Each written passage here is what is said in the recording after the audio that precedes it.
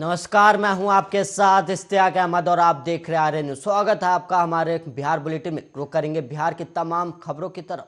चारा घोटाला मामले में आरजेडी सुप्रीमो लालू प्रसाद यादव को रांची की हाईकोर्ट ने दोषी करार दिया और ये मामला डोरंडा ट्रेजरी से 139 करोड़ रुपए की निकासी से जुड़ा है, जिसमें लालू यादव को दोषी ठहराया गया और उनकी सजा का ऐलान अब 21 फरवरी को होगा। और इस मामले में कोर्ट ने 24 लोगों को बरी भी कर दिया है। और वहीं चारा घोटाले का सबसे बड़ा मामला साल 1990 से 1995 के बीच आया था और अब तक लालू यादव को 950 करोड़ रुपए के चारा घोटाले से जुड़े 5 में से 4 मामलों में दोषी करार दिया जा चुका है। और यह मामला साल 1996 में उस वक्त सामने आया था जब कुछ सरकारी अधिकारियों ने फर्जी खर्चे की रिपोर्ट्स जमा की थी और वहीं डोरंडा कोषागार से ही करोड़ों रुपए निकाले गए और बिना वेरिफिकेशन के फर्जी खर्चे की रिपोर्ट दिखाई गई। और यह घोटाला सामने आने के बाद लालू प्रसाद यादव को बिहार के मुख्यमंत्री पद से इस्तीफा भी देना पड़ा था और 1970 के दशक के मध्य में बिहार के मुख्यमंत्री के रूप में अपना पहला कार्यकाल पूरा करने वाले जगन्नाथ मिश्रा पर भी घोटाले में शामिल होने का आरोप लगाया गया था। और लालू यादव की सजा का ऐलान अब 21 फरवरी को होगा।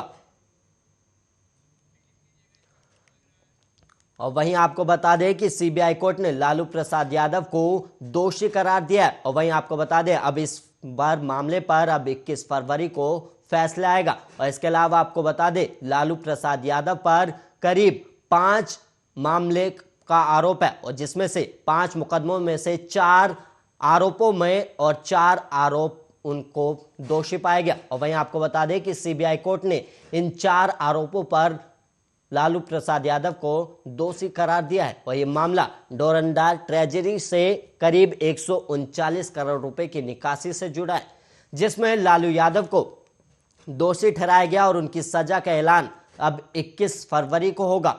और इस मामले में कोर्ट ने 24 लोगों को बरी भी किया है। और इसके अलावा आपको बता दें कि करीब 36 लोगों को इस मामले में 3 साल की सजा भी सुनाई गई है। और इसका अलावा आपको बता दें कि यह मामला करीब 1990 से 1995 के बीच का है और अब तक लालू यादव को करीब 950 करोड़ रुपए के चारा घोटाले से जुड़े 5 में से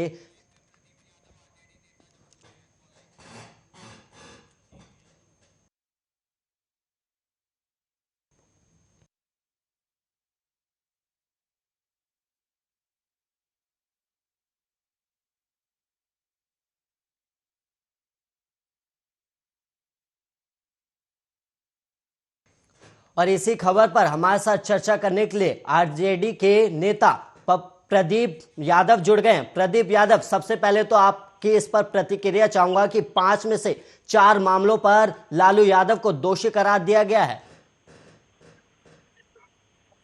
जी, मैं यही कहना चाहूंगा कि आदरणीय लालू प्रसाद जी को यही चारा घोटाला के 4 मामलों में उनको लोअर कोर्ट के द्वारा सजा सुनाया गया जी। फिर हम लोगों ने और हमारे वकीलों ने जी हाईकोर्ट में उच्च न्यायालय में जो है इसको फैसला को चुनौती देने का काम किया, उनको जमानत मिली जी। और आज का जो फैसला आया है उसके लिए भी हम लोग तैयारी कर रहे हैं कि हम लोग उच्च न्यायालय में जाएंगे और हम लोग को भरोसा है जिस तरह 4 मामलों में उनको जमानत दिया गया है इसी तरह इनको भी इस मामले में भी जमानत मिलेगा। देखिए, हम लोग न्यायालय पर भरोसा करने वाले लोग हैं।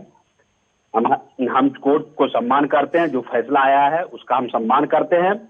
और लेकिन एक बात जरूर कहेंगे कि इस तरह का देश में यह पहला केस है जिसको टुकड़ों टुकड़ों में विभाजित करके और एक ही लोगों को बार बार फंसाया जा रहा है और वैसे लोगों को जो लगभग कई बीमारियों से ग्रसित है।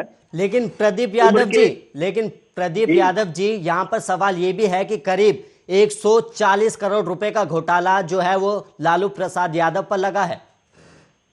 देखिए, घोटाला क्या हुआ नहीं हुआ इस मामले में तो कई लोगों को बरी कर दिया गया जी। स्वास्थ्य के आधार पर पहले ही केस में जो है बरी कर दिया गया। करीब 24 लोगों को बरी किया गया है।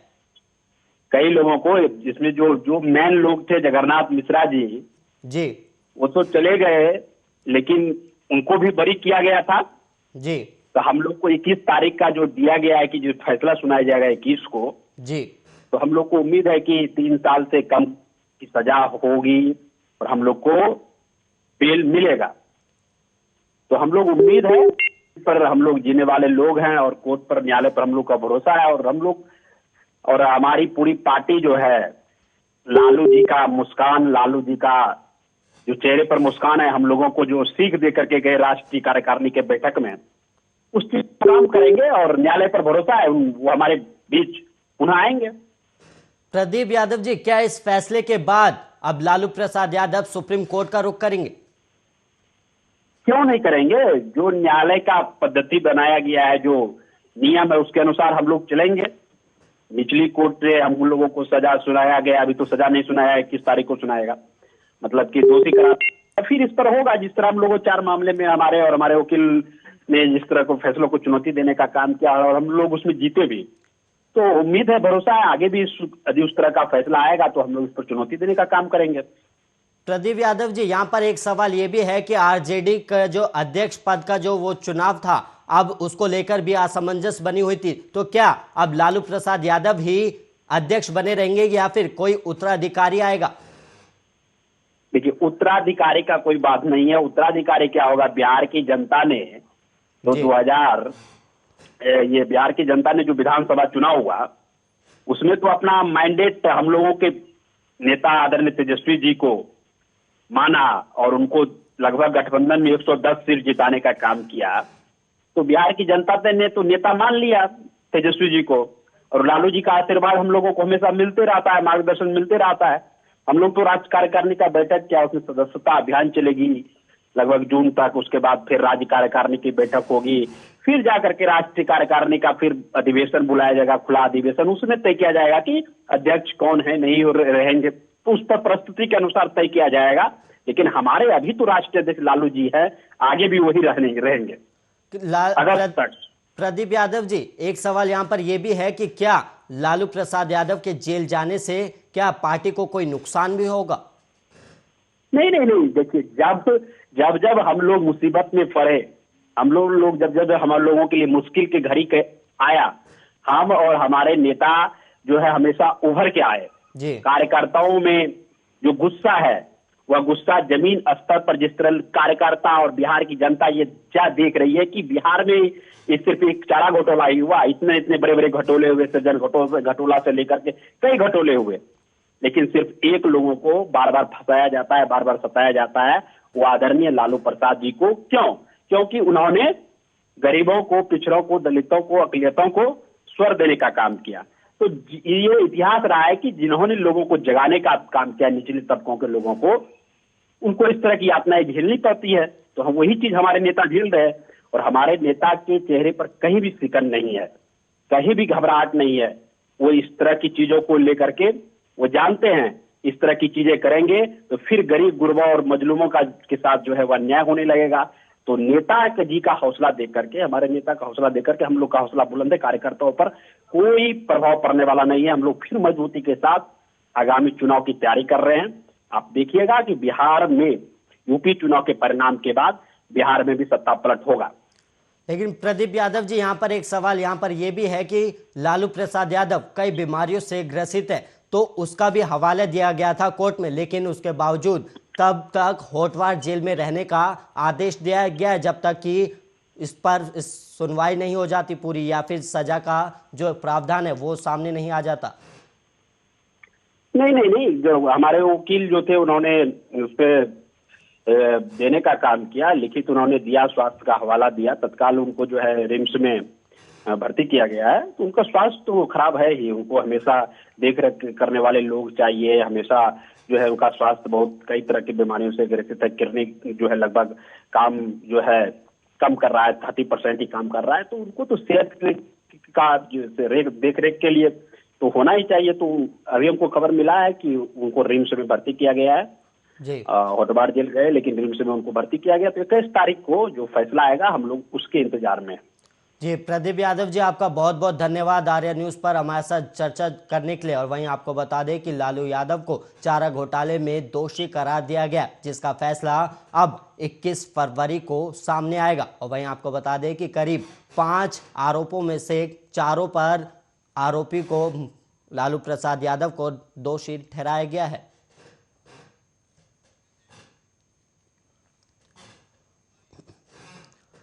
और वहीं बढ़ेंगे अगली खबर की ओर, जहां पर चारा घोटाले के सबसे बड़े और 5वें मामले में सीबीआई की विशेष अदालत ने मंगलवार को सुनवाई की और कोर्ट ने मामले में सुनवाई करते हुए बिहार के पूर्व मुख्यमंत्री लालू यादव को दोषी करार दिया। और वहीं मामले में आरोपी पाए गए 24 लोगों को बरी भी किया गया है। और इधर लालू के दोषी करार होने के बाद तरह तरह की प्रतिक्रियाएं भी सामने आ रही हैं। और कोई खुश है तो कोई आंसू बहा रहा है। और इसी क्रम में लालू के हनुमान कहे जाने वाले विनोद श्रीवास्तव के कोर्ट परिसर में रोने का वीडियो सामने आया। लालू यादव का पीए रहे विनोद से जब उनके रोने का कारण पूछा गया तो उन्होंने कहा कि उनके नेता लालू यादव को बेवजह फंसाया गया है और झूठे केस में सुनवाई कर उन्हें जेल भेजा जा रहा है। और कई लोग ऐसे हैं तो करोड़ों का घोटाला करके विदेश में ऐश कर रहे हैं और उन्हें क्यों नहीं पकड़ा जा रहा। और लालू जो गरीबों के नेता हैं, गरीबों के उत्थान के लिए काम किया, उन्हें परेशान किया जा रहा है। और इसके अलावा आपको बता दें कि विनोद लालू के पीए से लेकर विधानसभा और लोकसभा का चुनाव भी पार्टी के टिकट पर लड़ चुके हैं।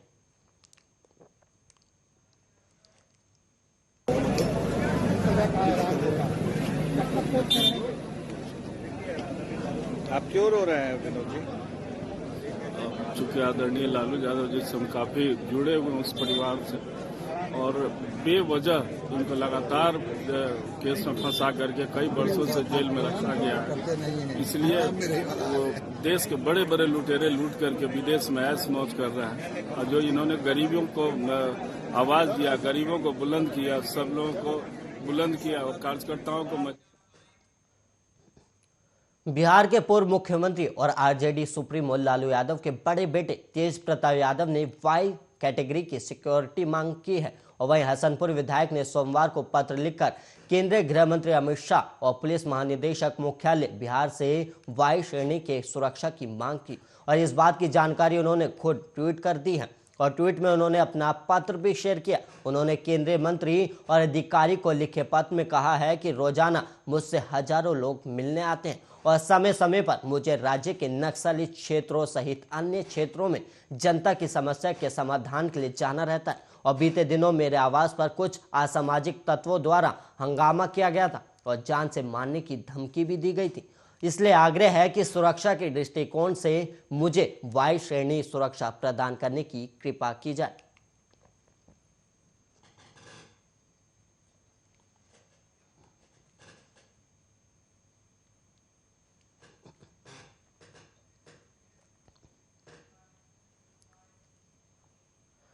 प्रधानमंत्री नरेंद्र मोदी ने बीते दिनों समाजवाद और समाजवादियों की चर्चा करते हुए बिहार के मुख्यमंत्री नीतीश कुमार की तारीफ की थी। और अब सीएम ने इस पर अपनी प्रतिक्रिया दी है। और सोमवार को उन्होंने पत्रकारों से बात करते हुए कहा कि ये उनकी कृपा है कि उन्होंने ये बात कही। और आप सब जानते हैं कि हम सब लोग लोहिया के ही शिष्य हैं। और ये बात सही है कि समाजवाद का निर्माण उन्होंने किया और समाज को चलाया। और हम लोग कोई परिवारवाद नहीं करते। हम हमेशा से ही यही कहते हैं कि पूरा बिहार एक परिवार है। और इस दौरान उन्होंने बिना नाम लिए लालू यादव पर निशाना साधते हुए कहा कि कुछ लोग अपने घर के परिवार को ही परिवार कहते हैं और उसी परिवारवाद में रहते हैं जहां समाजवाद खत्म हो जाता है। और समाजवाद बड़ी बुनियादी चीज है। समाजवाद के मामले में सभी लोग एक परिवार है। और हम लोग छात्र जीवन से ही राजनीति में और उसी समय से समाजवाद से प्रभावित हैं, जो पहले से होता रहा है और आजकल जो हो रहा है, इसको देखते हुए प्रधानमंत्री ने ये बात कही है।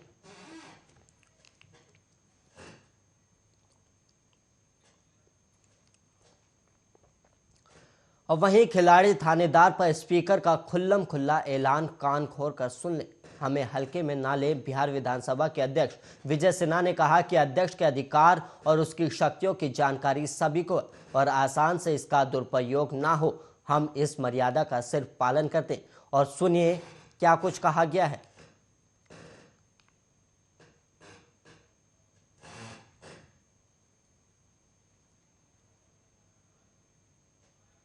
और विधानसभा अध्यक्ष के नाते विधानसभा के अधिकार और पावर की जानकारी सभी माननीय सदस्य को है। इसका दुरुपयोग नहीं आसन करे या करना नहीं चाहता है, ये मर्यादा का सिर्फ हम पालन करते हैं। लेकिन लोग इसको अगर जो हल्के वे में लेंगे तो ये उचित नहीं होगा। वहीं नीतीश सरकार में बीजेपी कोटा के मंत्री राम सूरत राय ने कहा कि स्कूल कॉलेज में ड्रेस कोड का पालन करें, ना हिजाब और ना ही भगवा का इस्तेमाल हो। और क्या कुछ कहा गया है उनकी तरफ से सुनिए। आपका और किताब विद्यालय में हिजाब कोई वस्त्र कोई पाबंदी नहीं है। हिजाब लगा के पढ़ने नहीं जाना चाहिए, बच्चों के साथ प्रतिबंधित नहीं करना चाहिए। बच्चे के साथ कोई ड्रेस कोड स्कूल का होता है, न कि हिजाब का। और किताब सिर्फ किताब से संबंध रखना चाहिए। बच्चों को हिजाब से संबंध नहीं, न भगवा कलर से, बच्चों को किताब।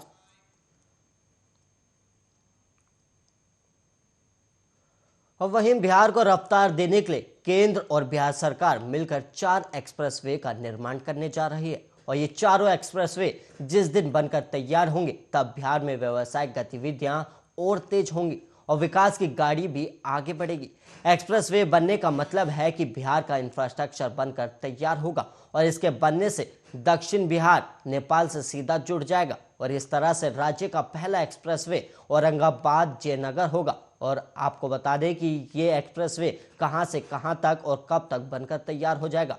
औरंगाबाद के मदनपुरा से शुरू होने वाला ये एक्सप्रेसवे दरभंगा एयरपोर्ट के नजदीक से होते हुए जयनगर जाकर समाप्त होगा और ये एक्सप्रेसवे कुल 8 जिलों से होकर गुजरेगा।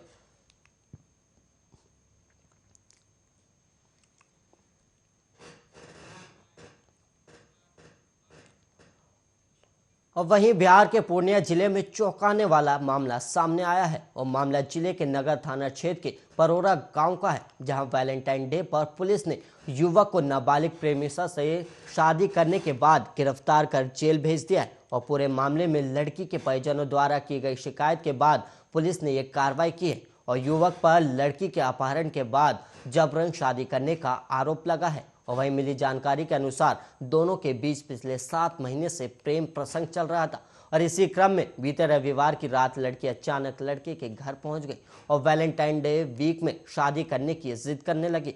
और फिर क्या था कि प्रेमी उसे लेकर गांव के एक मंदिर में चला गया, जहां उसने उसकी मांग में सिंदूर भरा और उसे पत्नी के रूप में स्वीकार कर लिया। और वहीं जिद की वजह से वैलेंटाइन वीक में दोनों ने मंदिर में जाकर शादी तो जरूर रचाई, लेकिन इन्हें इस बात की जानकारी नहीं थी कि पुलिस नाबालिग से शादी करने के जुर्म में लड़के को गिरफ्तार कर लेगी।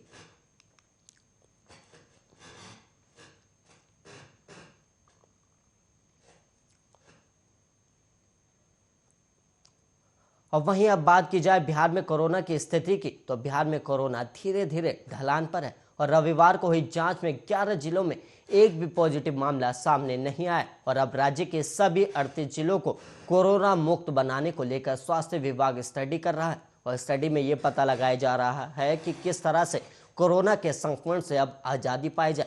और इसके लिए नए संक्रमण पर तेजी से अंकुश लगाने को लेकर जिलों में प्रयास भी किया जा रहा है और संक्रमण के नए मामलों से अधिक ठीक होने वालों की संख्या है। और राज्य में 24 घंटे में कुल 265 संक्रमित स्वस्थ हुए हैं, जबकि 174 लोग पॉजिटिव हुए। और बिहार में अब तक कुल 8,28,991 संक्रमित हुए और इसमें से 8,15,425 लोग ठीक हो चुके हैं। और कोरोना से मरने वालों की कुल संख्या अब 12,251 है, जबकि एक्टिव मामलों की कुल संख्या 1,274 है।